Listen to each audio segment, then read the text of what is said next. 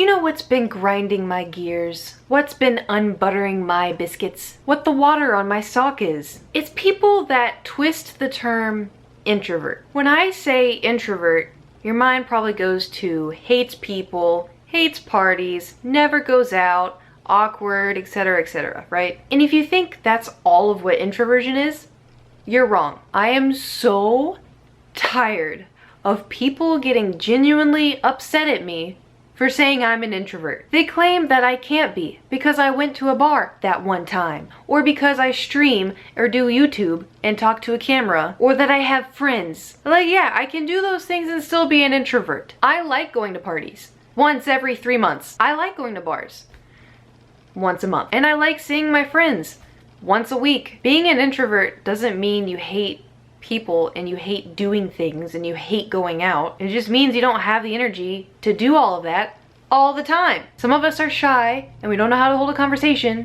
but we still enjoy it. And some of us love talking and love conversations, but in the end, we need a second to just relax. I tried explaining it to a few extrovert friends of mine, what it's like to be an introvert, which essentially is like you wake up one morning early to go for a run.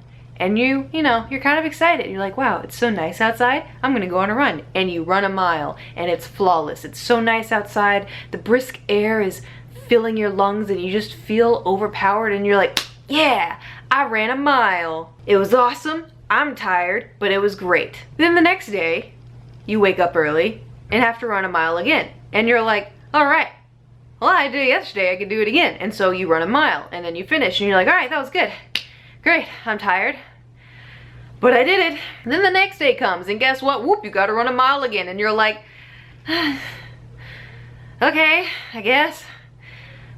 So then you run a mile and you're tired because guess what? You ran a mile the day before and the day before that. And so you're just tired. You ran, this is 3 miles. You're tired, but like, you did it, but you're winded. And then the next day comes and you're on day 4 and you gotta run a mile again. And you're like, you're putting on your shoes and you're just, I don't want to run a mile. I just did. I just ran 3 miles the past 3 days. It was great at first, but like I need a second. Like I just ran. Why can't I just stay in bed? Why do I have to go out again? I just ran. Why do I have to do it again? That's what it's like to be an introvert. When you're energized and you're ready to go, you're like, yeah, let's do it. Let's go.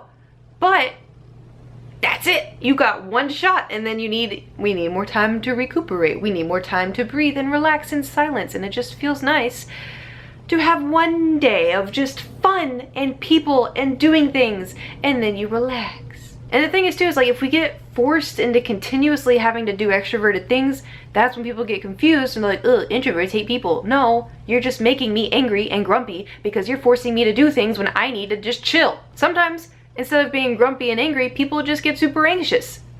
It's me, I'm people. So please understand that introverts aren't balls of hatred, we're not socially inept, and we don't burn when the sun touches us. We just like our caves, and we'll come out when we're comfortable and ready. We're like fluffy loaves of bread, just waiting to come out of the oven.